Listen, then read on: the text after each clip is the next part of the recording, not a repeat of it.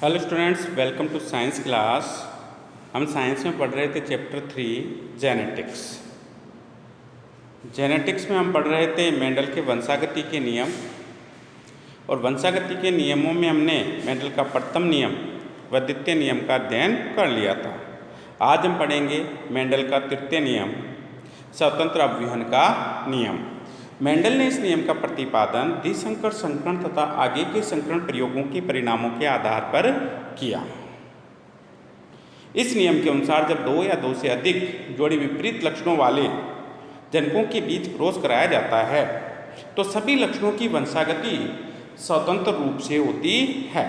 एक लक्षण की वंशागति पर दूसरे लक्षण की वंशागति का कोई प्रभाव नहीं पड़ता, अर्थात प्रत्येक लक्षण की वंशागति स्वतंत्र रूप से होती है। इसे ही स्वतंत्र अवयवन का नियम कहते हैं। अवयवन का सामान्य अर्थ होता है बिखरना। अवयवन का सामान्य अर्थ क्या होता है? बिखरना। अब देखो प्रयोग। मेंडल ने यह नियम द्विसंकर संकरण तथा आगे के संकरण प्रयोगों के परिणामों के आधार पर दिया। आपके सिलेबस में द्विसंकर संकरण प्रयोग जो है वो विस्तार से दिया हुआ है, तो कई बार पूछ लेता है स्वतंत्र अवयवन के नियम की उदाहरण से व्याख्या कीजिए, तो उदाहरण में आपको द्विसंकर संकरण प्रयोग ही करना होगा। तो हम लेते हैं द्विसंकर संकरण। दो जोड़ी विपर्यासी लक्षणों के लिए कराया गया क्रॉस द्विसंकर संकरण कहलाता है। यहाँ हम जो है दो जोड़ी विपर्यासी लक्षणों का चयन करेंगे, तो हम लेते हैं पहला बीज की आकृति। बीज की आकृति में गोल प्रभावी है और झुर्रीदार अप्रभावी है। झुर्रीदार अप्रभावी है। दूसरा हम लेते हैं बीज पत्र का रंग। बीज पत्र का रंग यहाँ लेते हैं, तो यहाँ देखो बीज पत्र का रंग जो ले रहे हैं उसमें पीला जो है वो प्रभावी है और हरा जो है यहाँ अप्रभावी है। हमने यहाँ दो गुण लिए। पहला बीज की आकृति गोल प्रभावी, झुर्रीदार अप्रभावी। दूसरा बीज पत्र का रंग, तो पीला प्रभावी, हरा अप्रभावी। ठीक है, ये दो जोड़ी लेते इनके बीच क्रॉस कराते हैं। तो देखो यहाँ पर क्या होता है। पेरेंट जनरेशन में हमने लिया ये गोल, गोल के लिए लिखेंगे कैपिटल आर आर। दूसरा हमने लिया पीला रंग, तो कैपिटल वाई वाई। तो यहाँ हो गए शुद्ध कह सकते हैं या कह सकते हैं समयुग्मजी गोल व पीले बीज पत्र वाले पादप। क्रॉस कराते हैं, झुर्रीदार बीज लिया और बीज पत्र जो है इसका कैसा है? हरा। शुद्ध लिख सकते हैं या इसकी जगह समयुग्मजी शब्द लिखा जा सकता है। शुद्ध झुर्रीदार व हरे बीज पत्र वाले पादप से क्रॉस कराते हैं। ये पीढ़ी जो होगी ये जनक पीढ़ी है। ठीक है, अब क्रॉस कराते हैं तो युग्मकों का निर्माण होता है। आर आर दोनों अलग हो गए, ये एक आर ये दूसरा। ठीक है, वाई वाई दोनों सेम हैं इसलिए एक ही लिख लिया यहाँ पे। इसी प्रकार से यहाँ पे भी दूसरा क्या बनेगा? छोटा आर छोटा वाई बनेगा। दोनों एक जैसे हैं इसलिए एक लिख लिया। अब इनके बीच क्रॉस कराते हैं। यहाँ देखो एक लक्षण का प्रभावी अप्रभावी साथ लिखा जाएगा, दूसरे लक्षण का प्रभावी और अप्रभावी साथ लिखा जाएगा। तो बीज की आकृति गोल और झुर्रीदार कैपिटल आर स्मॉल आर साथ लिख दिया हमने, प्रभावी पहले अप्रभावी बाद में। ठीक इसी प्रकार से जो है हमने बीज पत्र के रंग का प्रभावी पीला अप्रभावी हरा भी साथ लिख दिया। और ये कौन सी जनरेशन आ गई? F1 generation. कौन सी आ गई? F1 जनरेशन आ गई। यहाँ पर देखो सभी पादप कैसे बन रहे हैं? विषम युग्मजी कह सकते हैं या कह सकते हैं अशुद्ध, क्योंकि यहाँ जो जीन युग्म है उसके दोनों जीन क्या हैं? असमान हैं। जीवों की द्विगुणित अवस्था में जीन युग्म के दोनों जीन असमान हो तो उसे विषम युग्मजी कहते हैं। तो यहाँ कह सकते हैं F1 पीढ़ी में सभी पादप जो है विषम युग्मजी गोल व पीले बीज पत्र वाले प्राप्त होते हैं। अब हम यहाँ क्या कराते हैं? F1 पीढ़ी का क्रॉस F1 पीढ़ी से कराते हैं। तो कौन सी पीढ़ी प्राप्त होगी? F2 पीढ़ी, या कह सकते हैं F1 पीढ़ी के पादपों में स्वपरागण कराने पर जो F2 पीढ़ी प्राप्त होती है। इससे हम दो पादप लिए, एक ये ले लिया बड़ा आर छोटा आर बड़ा वाई छोटा वाई, इससे युग्मक बना लिए। तो क्या बना? आर को रखा स्थिर, बड़ा आर बड़ा वाई बड़ा आर छोटा वाई। इसी प्रकार से छोटे आर को स्थिर रखते हुए छोटा आर बड़ा वाई छोटा आर छोटा वाई बन जाता है। तो देखो इसी प्रकार से मादा युग्मक बनते हैं, वो भी इसके समान ही बनेंगे, ये कि ये बन जाते हैं। अब हम शतरंज पट विधि से जो है F2 पीढ़ी प्राप्त करते हैं।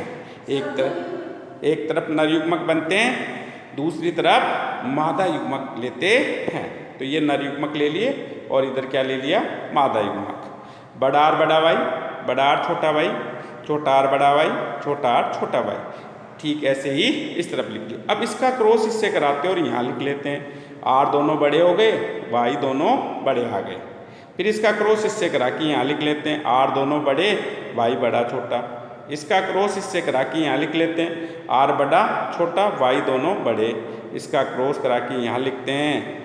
आर बड़ा छोटा और वाई भी बड़ा छोटा, यहाँ बनते हैं। ठीक इसी प्रकार से इसका क्रॉस इन सब से कराते हैं और यहाँ नीचे लिखते जाते हैं। ठीक इसी प्रकार से इसका कराएंगे और इस प्रकार से तालिका बन जाएगी, चेकर बोर्ड बन जाएगा आपका।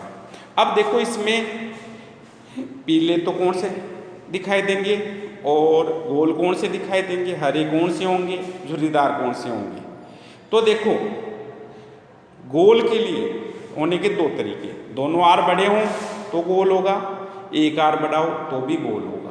देखने में बाहर से देखने में गोल ही दिखाई देगा। झुर्रीदार कब होगा? जब दोनों आर छोटे होंगे तभी झुर्रीदार दिखाई देगा। पीला, दोनों वाई बड़े हों तो पीला होगा, एक बड़ा वाई और एक छोटा वाई हो तो भी पीला ही होगा।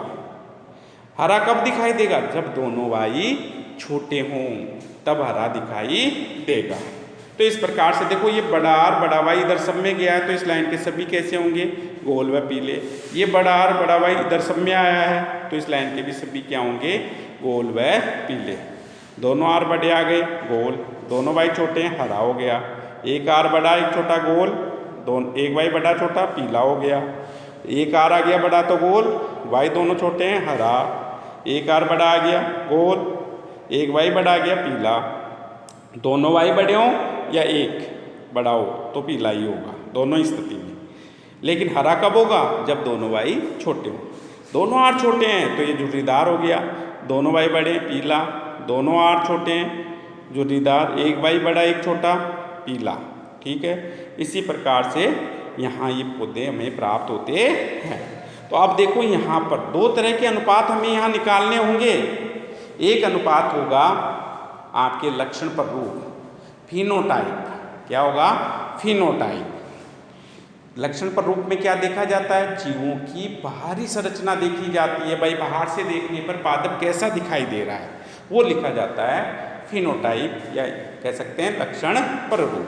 ठीक है, जीन पर रूप में क्या देखा जाएगा? जीनी संरचना देखी जाती है। जीन संरचना के आधार पर जीन पर रूप, इंग्लिश मीनिंग है जीनोटाइप, लिखा जाता है। तो पहले हम लेते हैं लक्षण पर रूप। इस पूरी तालिका में जो है गोल व पीले कितने पादप हैं? 9 हैं। गोल व हरे 3 है, झुर्रीदार व पीले 3 है, झुर्रीदार व हरा 1 है। तो इसका द्विसंकर संकरण का लक्षण पर रूप कितना हो गया? 9:3:3:1 हो जाएगा। ठीक इसी प्रकार से देखो हम इसका जीन पर रूप लिखेंगे। जीन पर रूप में हम सभी जीनी संरचना लिख लेंगे। दोनों आर बड़े दोनों वाई बड़े, एक पादप ऐसा। दोनों आर तो बड़े, एक वाई बड़ा एक छोटा, ऐसे 2 हैं इसमें। एक आर बड़ा एक छोटा, वाई दोनों बड़े, ऐसे 2 हैं। एक आर बड़ा एक छोटा, एक वाई बड़ा एक छोटा, ऐसे 4 हैं। ठीक है, यहाँ इसी प्रकार से देखो दोनों आर बड़े दोनों वाई छोटे, ऐसा 1 है। एक आर बड़ा एक छोटा, वाई लेकिन दोनों छोटे, ऐसे 2 हैं। दोनों आर छोटे वाई दोनों बड़े, ऐसा 1 है। दोनों आर छोटे एक वाई बड़ा एक छोटा, ऐसे 2 हैं। और दोनों आर भी छोटे दोनों वाई भी छोटे, ऐसा 1 है। तो ये हो गया आपकी इसका जीन पर रूप अनुपात। कितने तरह के पादप बने इसमें? 1 2 3 4 5 6 7 8 9 9 तरह के जो है अनुपात यहाँ प्राप्त हो रहे हैं। तो ये हो गया द्विसंकर संकरण, और इसी के आधार पर मेंडल ने जो अपना तृतीय सिद्धांत दिया था। अब देखो मेंडल के वंशागति के नियमों का महत्व। तो देखो मेंडल के वंशागति के नियमों का महत्व। नंबर 1, मानव जाति के सुधार की विज्ञान की शाखा सुजननी मेंडल के नियमों पर आधारित है। भाई सुजननी जो है वो किस पर आधारित है? मेंडल के नियमों पर आधारित है। सुजननी कहते किसे हैं? विज्ञान की वह शाखा जिसमें मानव जाति के सुधारों संबंधित अध्ययन किए जाते हैं, सुजननी कहलाती है। महत्व नंबर 2, मेंडल के नियमों के द्वारा रोग प्रतिरोधक व अधिक उत्पादन देने वाली फसली पौधों की किस्में प्राप्त की जाती है। नियम नंबर 3, संकरण विधि के द्वारा जीवों से अनुपयोगी लक्षणों को हटाकर उपयोगी लक्षणों को समावेशित किया जा सकता है। यानी कि अनुपयोगी लक्षणों को तो हटाया जा सकता है और उपयोगी लक्षणों को समावेशित किया जा सकता है। महत्व नंबर 4, मेंडल के नियमों में संकर संतति में उत्पन्न नए लक्षणों के बारे में पता चल जाता है। अब यहाँ देखो एक शब्द आया संकर। संकरण के परिणाम स्वरूप उत्पन्न संतति संकर कहलाती है, और संकर प्राप्त करने की प्रक्रिया संकरण कहलाती है। महत्व नंबर 5, मेंडल के पृथक्करण के नियम की प्रस्तुति से जीन संकल्पना की पुष्टि होती है। और महत्व नंबर 6 जो है इसका सजीवों में प्रभाविता के लक्षणों का पाया जाना अत्यंत ही महत्वपूर्ण है, क्योंकि अनेक हानिकारक एवं घातक जीन अप्रभावी होने के कारण प्रभावी जीन की उपस्थिति में अपने आप को अभिव्यक्त नहीं कर पाते हैं। और इसी के साथ आपका ये चैप्टर भी कंप्लीट होता है। चैप्टर को मैंने पहले ही बताया, साथ के साथ लर्न करते रहें, याद करते रहें। जैसे ही आपका चैप्टर कंप्लीट होगा, इस चैप्टर का आपका टेस्ट होगा। तो ये चैप्टर कंप्लीट हो चुका है। कल हम इस चैप्टर के जो है क्वेश्चंस एंड आंसर्स करेंगे, और परसों आपका इस चैप्टर का टेस्ट होगा, यानी कि शनिवार को, यानी 22 अगस्त 2020 को आपका चैप्टर नंबर 3 जेनेटिक्स का टेस्ट होगा। Thank you.